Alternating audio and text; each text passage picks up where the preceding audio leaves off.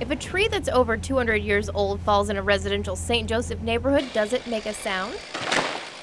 The answer is definitively yes. We heard what sounded like a huge thunder, only it was multiplied like by 10.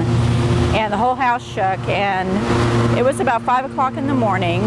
We got up and my husband said, "I don't think it was thunder." So we looked out the window and saw the tree down, and so I think it was just time for it to go.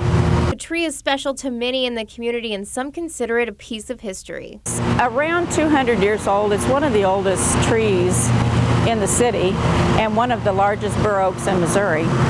And it was the most beautiful tree that you'd ever see. Everybody that was here loved the tree. Everybody commented on it. It was just amazing.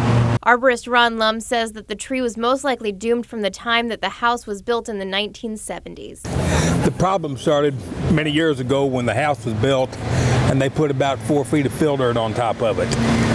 And the fact that it has survived and done as well as it has for as long as it has is a surprise to me. And while it may be easy to blame this event on the recent rains, Lum says that while weather did play a factor, it probably goes back even farther. Weather that we had 4, 5, 6 years ago where we had the extreme drought, we're starting to see some of the results of that now. Because what happens when you have the extreme drought is the root system starts to die.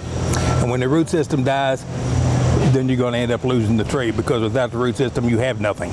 Ron does have some advice when it comes to planting a tree and keeping it healthy. When people plant a tree, they have a very strong tendency to put it in the ground too deep, and one of the top 10 ways to kill a tree is to plant it too deep.